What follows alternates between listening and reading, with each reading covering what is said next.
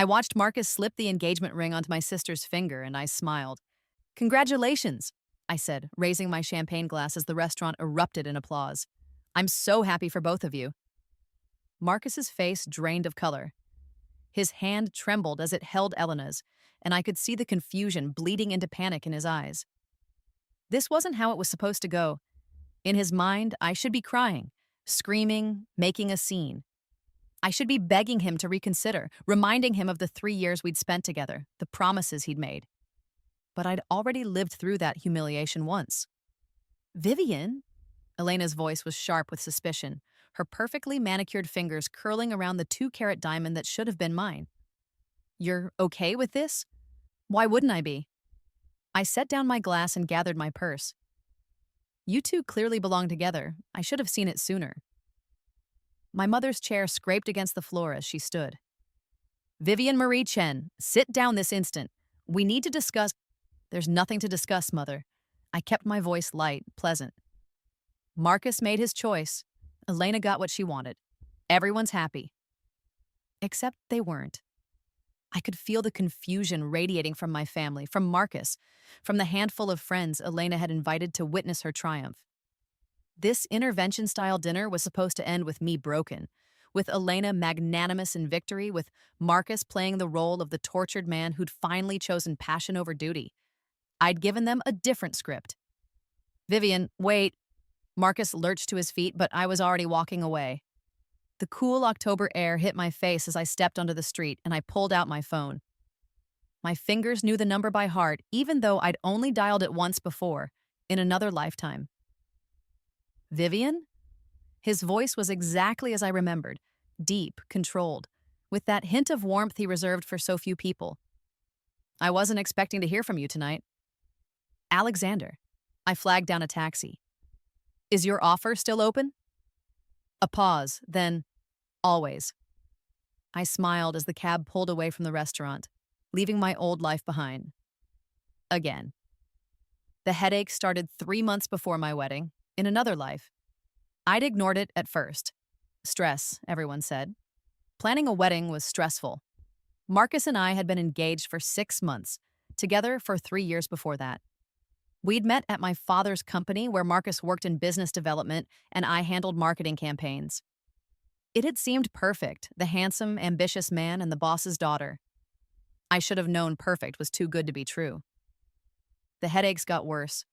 Then came the nausea, the tremors, the nights when I couldn't remember going to bed.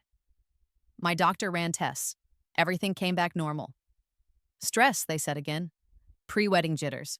I started keeping a water bottle with me at all times, thinking dehydration might be the culprit. I didn't realize my sister was poisoning me. Elena had always been the beautiful one, the charming one, the one who could light up a room with her smile. 4 years younger than me, she'd coasted through life on her looks and personality, while I'd worked myself to exhaustion trying to prove I deserved my position at Chen Media Group. Our parents had always favored her, their unexpected late-in-life baby, the miracle child who could do no wrong. But I'd had one thing she didn't. Marcus. I found out the truth 2 weeks before the wedding. I'd come home early from a dress fitting, feeling particularly ill, and heard voices from Elena's room. Her door was cracked open. Just a little longer, Elena's voice, breathy and sweet. The wedding's in 2 weeks. After that, it won't matter. I know, baby. But seeing you, being this close and not being able to touch you? Marcus. That was definitely Marcus. She won't live long after the wedding. Dr. Petrov said the cumulative effect would take 6 months, maybe less. The symptoms will look like a stress-induced breakdown. No one will suspect anything. My hand had flown to my water bottle. The water bottle Elena had given me that morning, insulated and special ordered with my initials on it. And then, Marcus's voice dropped lower. Then we'll wait a respectful amount of time, a year maybe. Her tragic death, you'll be the grieving widower. I'll be the supportive sister who helped you through it. No one will think twice when we fall in love. What about the company? Half of it will be yours as her widower. The other half will be divided between our parents and me. But Mom and Dad are already talking about retirement, and with Vivian gone, who else could run CMG? Certainly not them, they barely understand social media. We'll consolidate control within 2 years. The whole company will be ours. I'd walked away on shaking legs and thrown up in the hall bathroom. For 3 days, I pretended nothing was wrong while I figured out what to do. I stopped drinking from the water bottle. I told Elena I'd switch to herbal tea for my nerves and made sure to prepare it myself. The headaches began to fade. I gathered evidence. I found the offshore account where Marcus had been siphoning money from the company. Small amounts, nothing my father had noticed, but it added up to nearly $200,000. I found Elena's burner phone with messages to the man she called Dr. Petrov. I found Marcus's real dating profile, active the entire time we'd been together, with messages to dozens of women. I planned to expose them at the wedding. I imagined the looks on their faces, the shock, the justice. But Elena moved faster than I'd anticipated. The night before the wedding, my parents sat me down for a talk. Elena had told them I was having a breakdown, that I'd been acting paranoid and erratic, that I'd accused her and Marcus of impossible things. She showed them messages I'd never sent, fabricated ones where I threatened to hurt myself, where I ranted about conspiracies. My mother cried. My father looked disappointed. "We think you need help, Vivian," he said quietly. "The wedding will be postponed. We've arranged for you to stay at a facility." A facility? Horror flooded through me. "You're trying to commit me." "It's not like that," my mother said, reaching for my hand. I jerked away. "It's a rest home, somewhere quiet where you can get better." "I'm not sick. They're poisoning me." Elena admitted it. I heard her. But I had no proof. In my panic over the evidence I'd gathered about Marcus and the money, I'd forgotten to record the conversation about the poison. And now, with Elena's fabricated messages, I looked exactly like what they claimed. Paranoid, delusional, dangerous to myself. They had me committed that night. The rest home was a psychiatric facility where the staff treated me like I was made of glass, and my family visited once a week to sigh about my delusions. Marcus came once with Elena by his side, both of them wearing expressions of tender concern that made me want to scream. I was there for 3 months before I managed to convince a sympathetic nurse to help me access the internet unsupervised. I found my evidence had been scrubbed, accounts closed, files deleted, my carefully gathered proof vanished. I found that Marcus and Elena had announced their engagement with my parents' blessing. The story was that Elena had been counseling Marcus through his grief over my breakdown, and love had blossomed. I found that Chen Media Group's stock had dropped 15% after news of my hospitalization, and Marcus had been promoted to COO to steady the ship. They were winning. They were getting everything they wanted, and I was locked away where I couldn't stop them. I stopped eating. It wasn't a conscious decision at first. The food tasted like ash, like defeat. But then I realized if I died, their plan would work, but at least I wouldn't have to watch them celebrate on my grave. So I starved myself, wasting away in that facility while Elena sent cheerful cards about her wedding plans. I died on what should have been my first anniversary with Marcus, weighing 83 pounds, alone, except for the monitors beeping my life away. And then I woke up. I woke up in my old apartment, the one I'd lived in before moving in with Marcus. My phone alarm was playing Budapest by George Ezra, a song I'd used as my alarm 4 years ago. My calendar said March 15th. 4 years before my death, 1 month before I met Marcus, I sat in bed for an hour, hyperventilating, touching my face, my arms, my stomach. My body was healthy, strong, 26 years old. My mind was full of memories that hadn't happened yet. Wouldn't happen, I swore to myself. Wouldn't happen. I called in sick to work. I spent the day researching, confirming. The news headlines matched my memories up to this date, then stopped. Nothing I remembered from later had happened yet. It was real. Somehow, impossibly, I'd been given another chance, and I was going to use it. The first thing I did was avoid Marcus entirely. In my previous life, we'd met at a company mixer in April. He'd been charming, attentive, everything a woman could want. This time, when the mixer rolled around, I made sure to be on the other side of the room. When he approached me, and he did, right on schedule, I was polite but distant. "I'm actually seeing someone," I lied smoothly, "but it was nice to meet you." I watched the calculation flash across his face, the quick assessment of whether I was worth pursuing if I wasn't available. He smiled, made a joke, and moved on to chat up another executive's daughter. In my previous timeline, he'd been hired by my father. This time, I made sure to mention to Dad over dinner that Marcus Chen, no relation, had seemed overly ambitious at the mixer, and that several of the junior employees had found his questions about company structure oddly specific. My father trusted my judgment on personnel matters. Marcus's application was quietly declined. Strike one against fate. But I knew avoiding Marcus wasn't enough. In my previous life, my downfall hadn't just been him. It had been Elena. My sister's jealousy, my parents' favoritism, my own naive belief that family meant loyalty. I needed to change the fundamental dynamics of my life, and that meant changing myself. I started working out, not obsessively, but consistently. I hired a stylist. I took the public speaking course I'd been too afraid to take before. I volunteered to lead CMG's most challenging campaign, a rebrand for a failing tech startup, and I poured everything I'd learned from my previous life's mistakes into making it successful. The campaign was a phenomenon. By August, Chen Media Group had 3 new clients specifically requesting to work with me. My father looked at me with new respect. My mother actually asked my opinion at dinner, and Elena watched with narrowed eyes. "You're different," she said one night when I came home late from a client meeting. We were both still living at home. She was finishing college, and I'd been saving for a down payment on a house before Marcus had happened.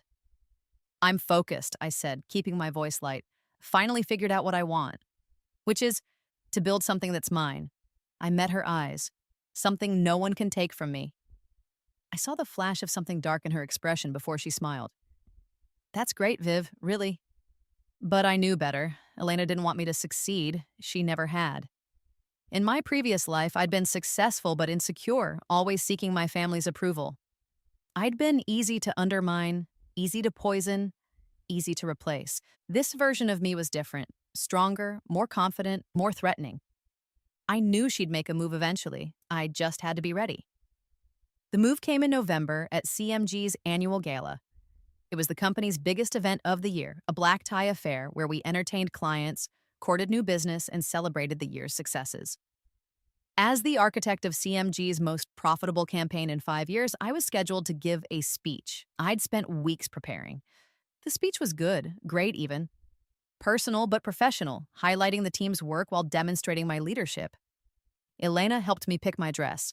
I should have known better, should have remembered how she operated, but she'd been so sweet, so supportive.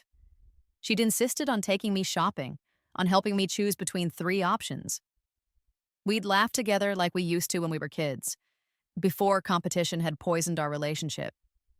She'd chosen a stunning emerald gown that complemented my skin tone perfectly. I wore it to the gala, I gave my speech. And halfway through the reception, the dress's zipper broke, sending the entire back panel sliding down to my waist in front of 200 people. I stood there exposed in my strapless bra while cameras flashed and people gasped. Elena was at my side in seconds, wrapping her shawl around me, her face full of concern. "Oh my God, Viv, are you okay? I don't understand. We had it altered just yesterday." She'd sabotaged it. I knew she had. But I couldn't prove it, and making accusations would only make me look paranoid and ungracious. In my previous life, I would have been humiliated. I would have run from the room in tears, and the story of Vivian Chen's wardrobe malfunction would have overshadowed my speech. But I'd already lived through worse than embarrassment. I took Elena's shawl, arranged it elegantly around my shoulders, and laughed. "Well," I said loudly enough for nearby guests to hear, "that's one way to make sure people remember tonight." I turned to my father, who looked mortified. "Dad, I think this is my cue to end on a high note. Thanks, everyone, for an unforgettable evening." The room erupted in applause and sympathetic laughter. Several clients told me later they admired my grace under pressure. The incident became a funny story rather than a career-ending humiliation. Elena's smile had been tight for the rest of the night. After that, I stopped pretending we could have a normal sisterly relationship. I was cordial but distant. I spent more time at the office or at my new apartment. I'd bought a place in August, a beautiful high-rise with security that actually checked IDs. And I started paying attention to Alexander Thornton. I'd met Alexander briefly in my previous life at a business conference 6 months before my death. By then, I'd been so sick, so isolated, that the encounter had barely registered. He'd been keynote speaker, the 34-year-old CEO of Thornton Industries, who'd built a tech empire from nothing. Marcus had spent the entire conference trying to network his way into Alexander's orbit and failing. "Guy's got an ego the size of Manhattan," Marcus had muttered after his third rejected attempt at conversation. "Thinks he's better than everyone else." But I'd seen something different in that brief moment when Alexander and I had passed in the hallway. He'd held the door for me, his eyes sharp and assessing, and said, "You look like you could use some air. There's a balcony on the third floor, much quieter." He'd been right. I'd spent 20 minutes on that balcony, breathing, feeling almost human for the first time in weeks. This time, when the conference rolled around in December, I was healthy, confident, and prepared.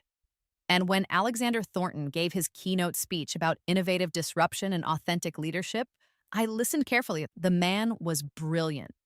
Every one of his points resonated with lessons I'd learned the hard way in my previous life. When he opened the floor for questions, I raised my hand.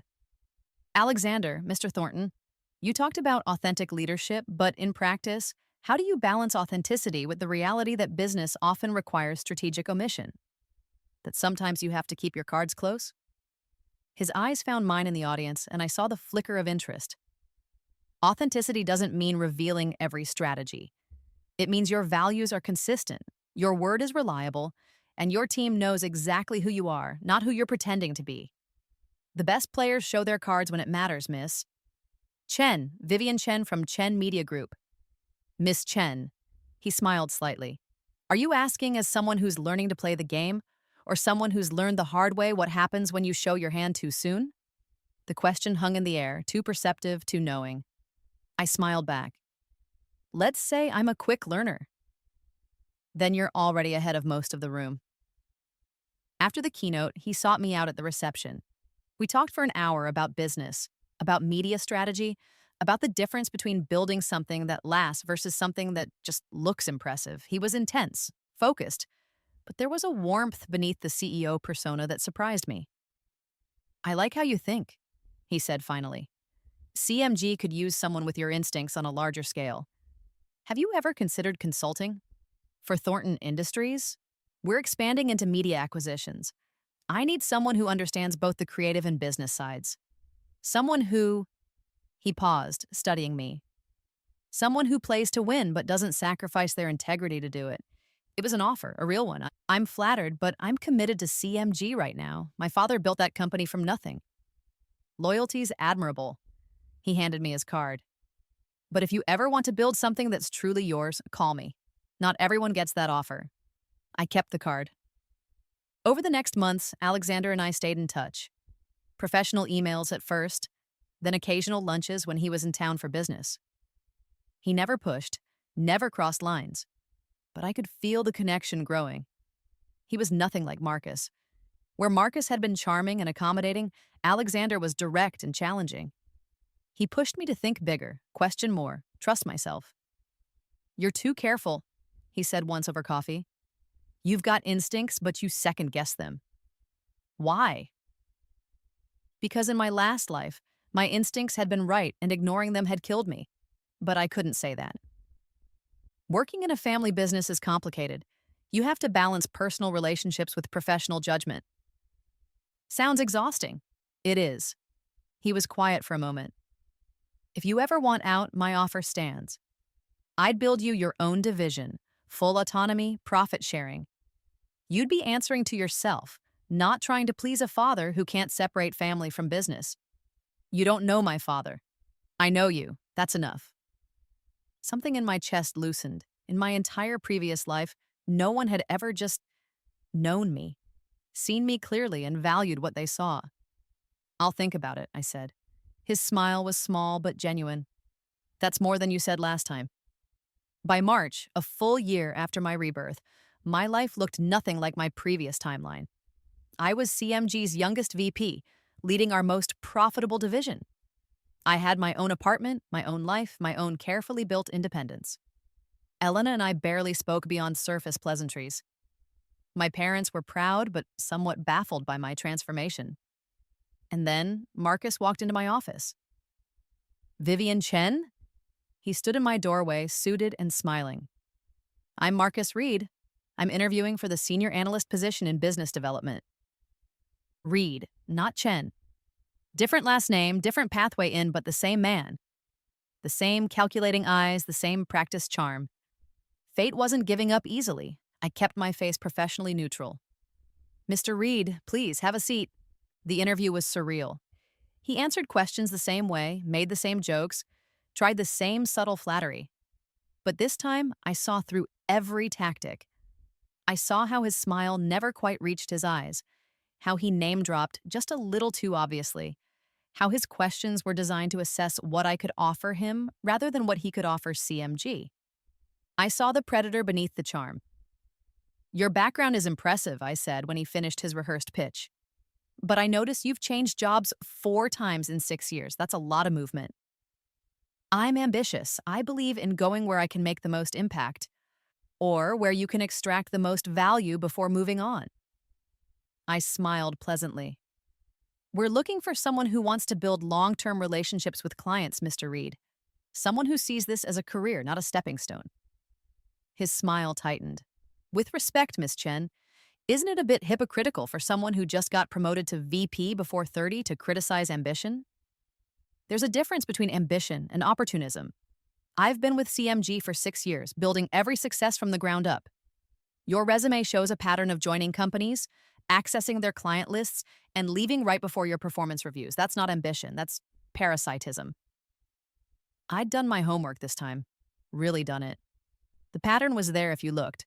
Small ethical violations, clients who mysteriously moved to his next employer, relationships that soured right after he'd gained what he needed. I think we're done here, I said, standing. Thank you for your time. He stood slowly, anger flickering across his face before he controlled it. You're making a mistake. I doubt that. After he left, I called security and made sure his profile was flagged in our system. Then I called Alexander. Remember that offer? I said when he answered. I'm ready to talk seriously. The turning point came at Elena's graduation party. She'd finished her degree in business, of course she had, following in my footsteps even in this timeline, and my parents threw her a lavish celebration at our home. I attended because not showing would have caused questions, but I kept my distance, nursing a single glass of wine and counting the minutes until I could leave. Marcus showed up. He wasn't supposed to be there. He didn't know my family in this timeline, had no connection to Elena. But there he was, introduced by one of Elena's friends as Marcus, from that tech startup. The one that's disrupting traditional media? He'd landed on his feet, apparently. Found another way in. I watched him work the room, watched Elena's eyes light up when they were introduced. Of course they'd be drawn to each other, 2 predators recognizing their own kind. In my previous timeline, they'd bonded over destroying me. In this one, they'd find other prey. Unless I stopped it. Vivian! Elena appeared at my elbow, dragging Marcus with her. You have to meet Marcus Reed. Marcus, this is my sister. She's VP at Chen Media Group. We've met, Marcus said smoothly. His eyes held mine with barely concealed animosity. Miss Chen interviewed me for a position. Unfortunately, I wasn't quite what CMG was looking for. Really? Elena's voice sharpened with interest. That's surprising. Marcus has done amazing work at TechVenture. Their client acquisition numbers are incredible. I'm sure they are. I kept my tone polite but cool. Though I've heard some of those clients had interesting prior relationships with other firms Marcus worked for. Small world, isn't it? The barb landed. Marcus's jaw tightened. Vivian, Elena said, her voice dropping into that sweet, dangerous register I knew so well. Could you maybe not interrogate my guests? It's my party. You're right. I apologize. I smiled at Marcus. I hope you enjoy the celebration. If you'll excuse me. I left them there, feeling Elena's eyes burning into my back. An hour later, I was in the garden, getting real air away from the crowd when my phone rang. Alexander. Hey, I answered. What's up? Are you busy? I'm in town for the night. Was hoping we could grab dinner. I'm at my sister's graduation party, but I could leave early. Family obligation. More like family tolerance. I glanced back at the house, saw Elena and Marcus through the window, heads close together, already conspiring. Actually, yes, I'd love dinner. Pick you up in 30? Make it 20. When Alexander's car pulled up, a sleek black Tesla that made my father's Mercedes look pedestrian, I was waiting at the curb. He raised an eyebrow as I slid into the passenger seat. That eager to escape? You have no idea. We went to an upscale Italian place in the city, the kind with white tablecloths and discreet booths. Over wine and pasta, I found myself telling him more than I'd planned. About Elena, about the complicated dynamics of working for family, about feeling like I was constantly defending territory I'd earned. Why stay? He asked finally. You've proven yourself. You could go anywhere. It's my father's company. It's complicated. No, it's not. You're loyal to something that doesn't return the favor. He leaned forward. I've done my homework on CMG, Vivian. Your division brings in 40% of the revenue, but your name isn't on anything official. Your father still makes all final decisions, and based on the corporate structure, your sister stands to inherit equal shares with you despite contributing nothing. You're building someone else's empire. That's just how family business works. It's how bad family business works. Good family business recognizes merit and contribution. He paused. Come work for me. I'll give you a division to run. Equity, real authority. Build something that's actually yours.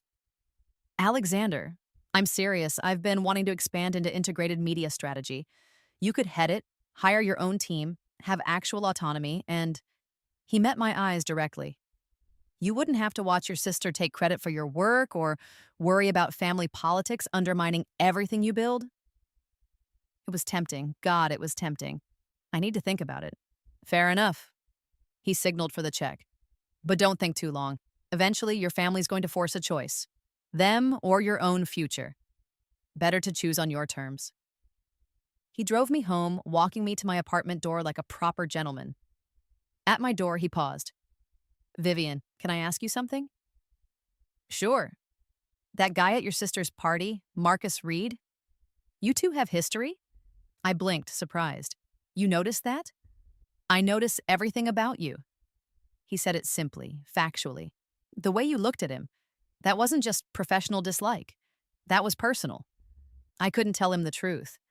That Marcus Reed had been my fiancé, that he and my sister had poisoned and institutionalized me, that I'd literally died because of them, that I'd been reborn and was trying desperately to avoid repeating my biggest mistakes. But I could tell him part of it. He interviewed at CMG a few months ago. Something about him felt wrong, predatory. I flagged his application and did some digging. Found a pattern of using people for access, then moving on. I think he was trying to get close to my family through the company.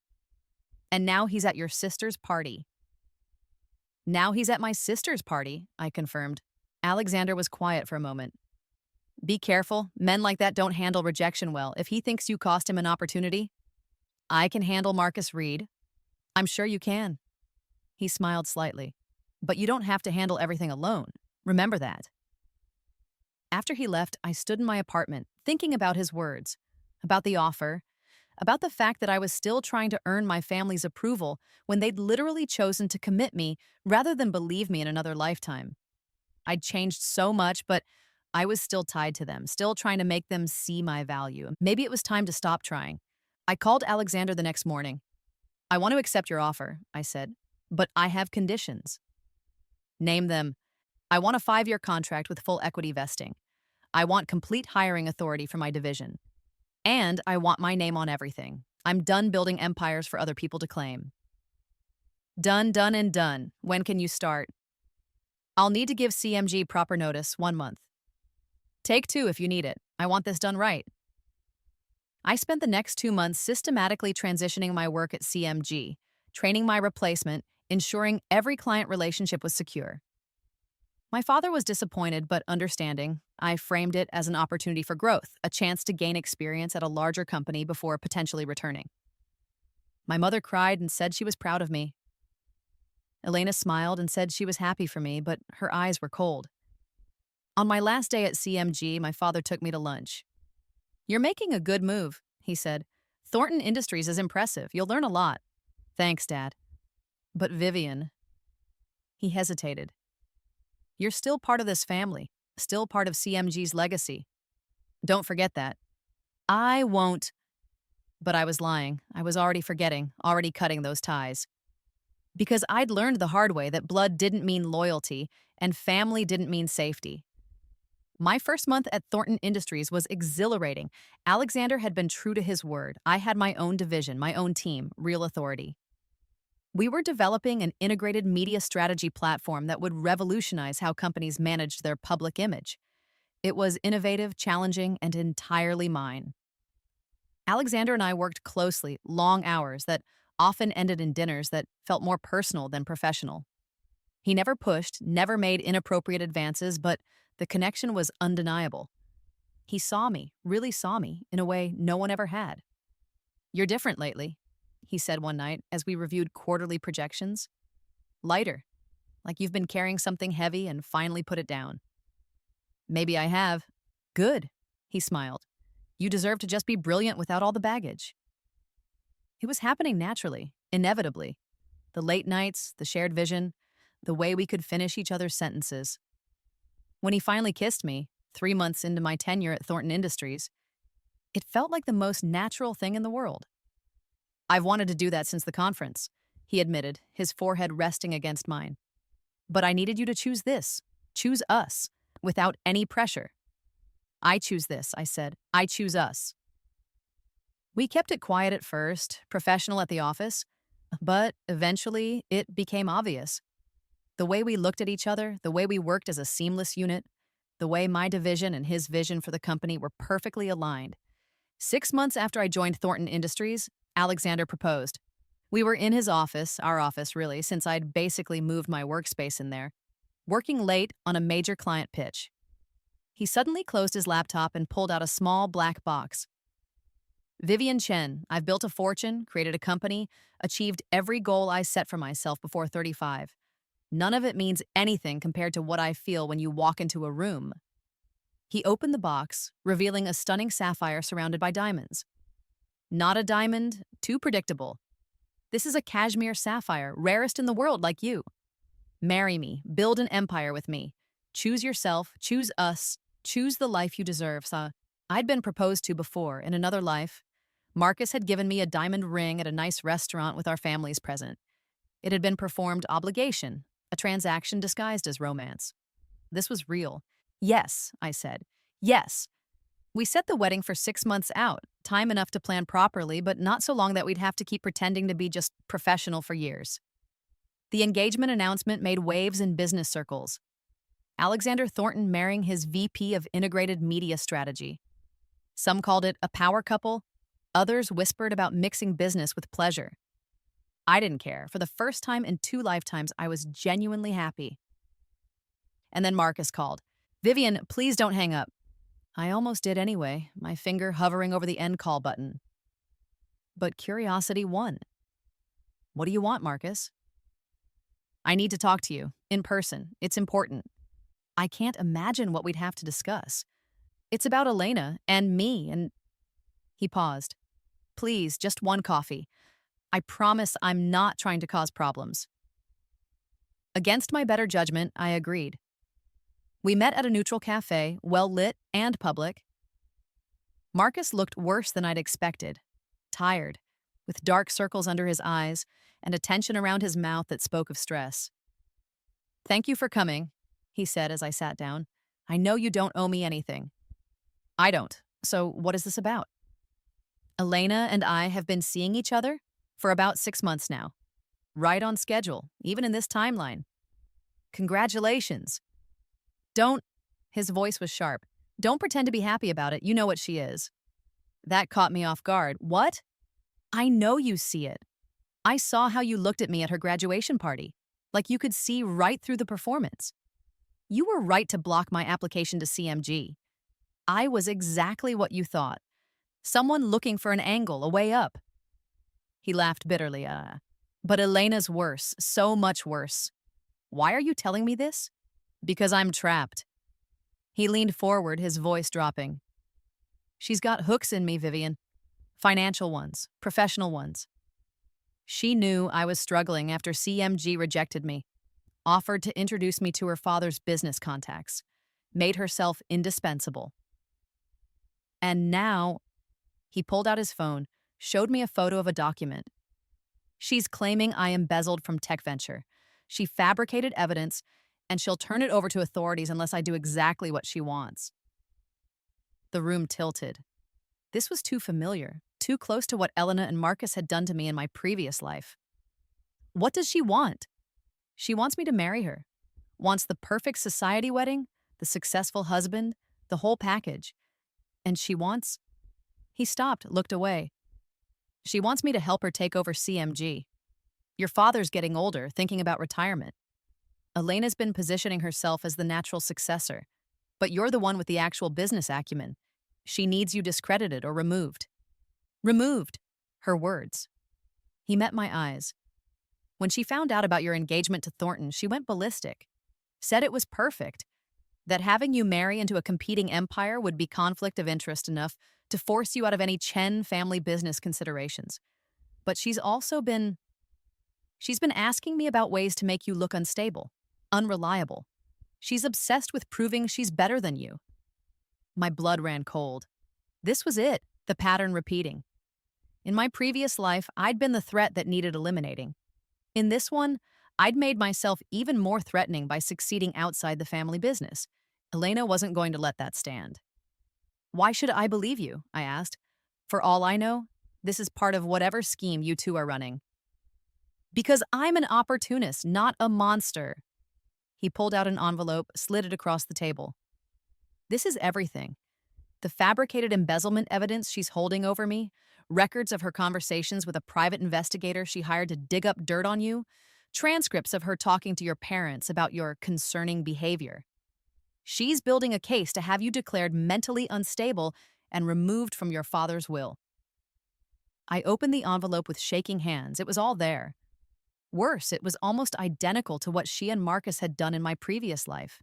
The same playbook, the same methodical destruction. She'd always been this person, this monster. I just hadn't seen it until it was too late. What do you want from me? I asked.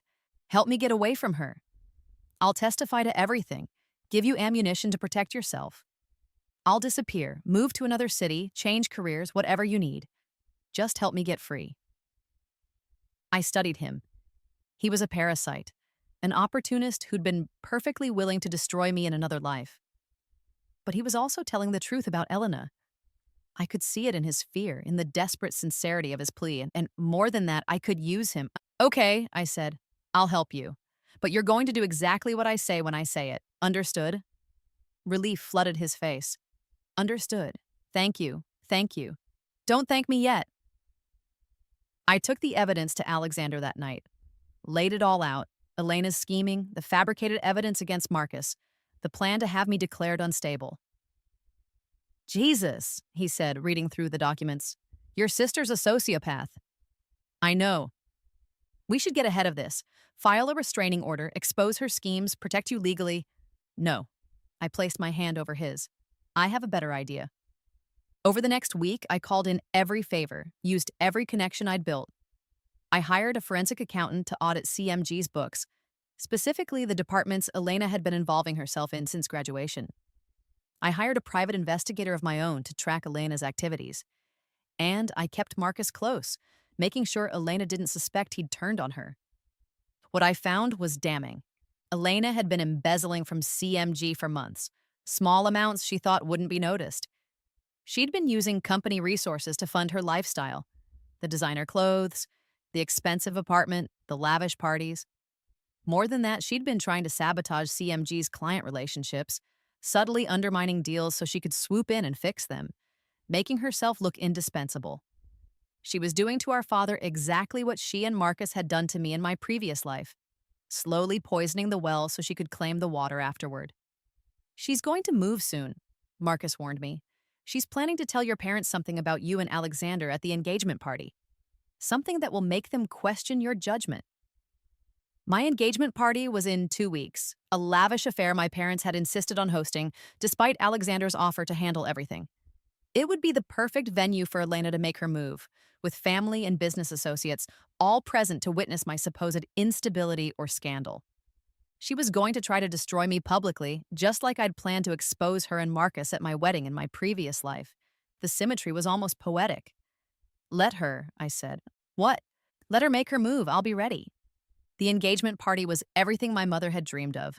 200 guests, live music, champagne towers, flowers that cost more than most people's cars. Alexander and I moved through the crowd together, the perfect couple, greeting guests and accepting congratulations.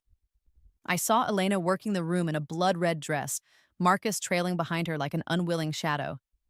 She looked triumphant, confident. She thought she was about to win. She had no idea I'd already played this game and knew all her moves. Halfway through the party, Elena clinked her glass for attention. The room fell silent. "I'm so sorry to interrupt the celebration," she said, her voice dripping with false regret. "But as Vivian's sister, I can't in good conscience stay silent. There's something everyone should know about her relationship with Alexander Thornton." Murmurs rippled through the crowd. My father's face went white. Alexander's hand tightened on mine. I smiled and waited. "Vivian didn't tell you," Elena continued, "that she began her relationship with Mr. Thornton while still employed at CMG. She was using company resources to help a competitor, sharing confidential client information, positioning herself for this job at Thornton Industries. Her so-called brilliant work at CMG? It was all a setup to steal our clients and strategies for her new employer." The room erupted in shocked whispers. My mother looked like she might faint. "That's a serious accusation," Alexander said calmly. "Do you have proof?" Elena smiled. "I have documents, emails, meeting records.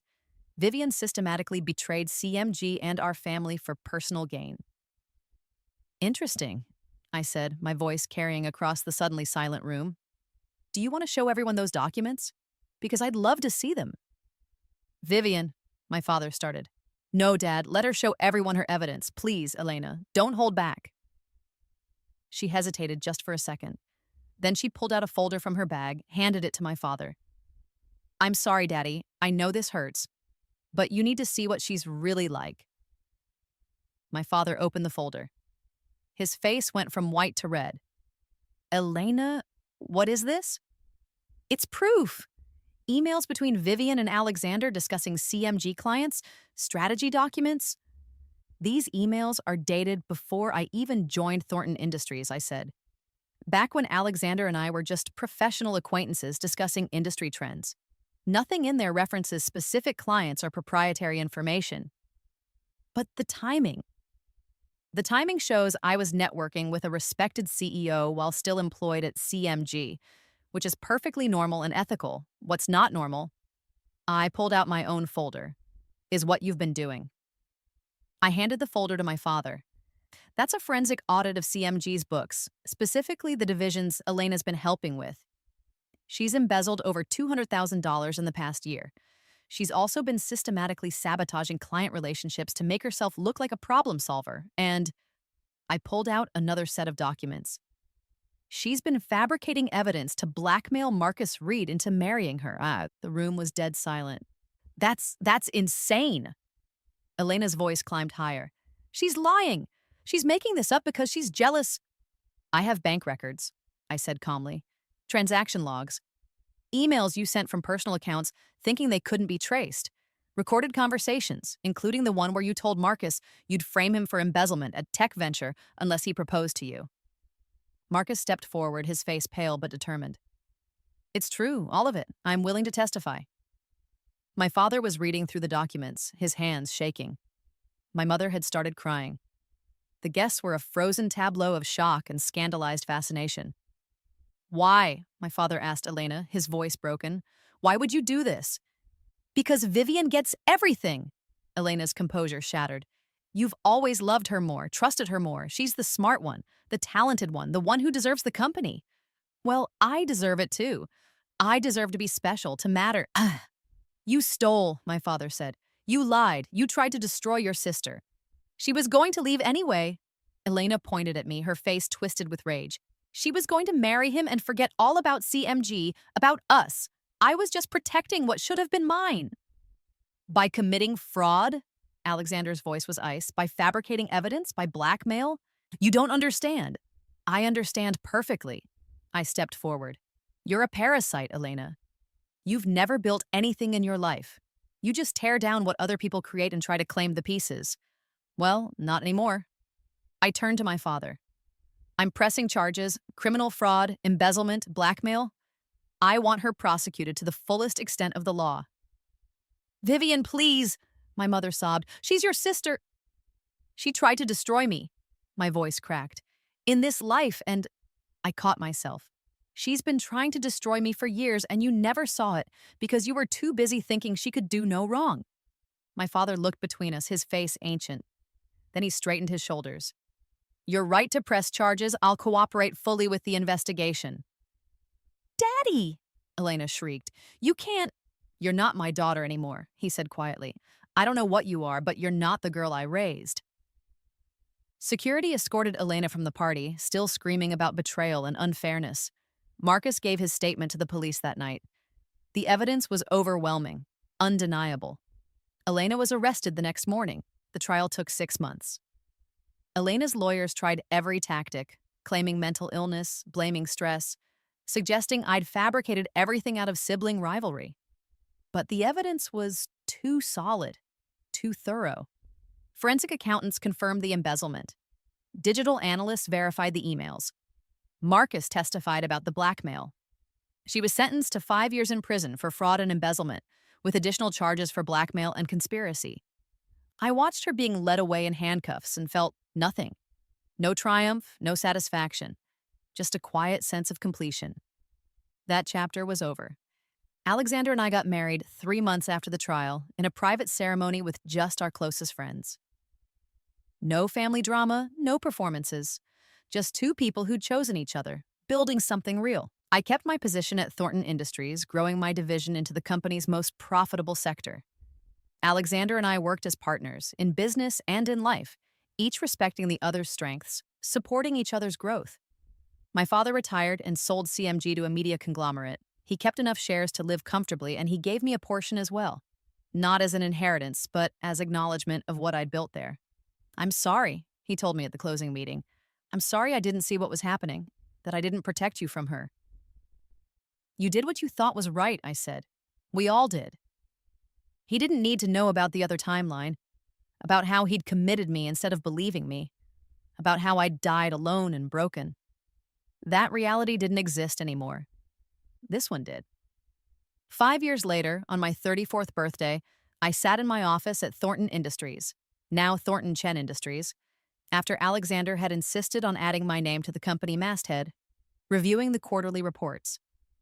Our integrated media division was being studied at business schools as a model of innovative strategy.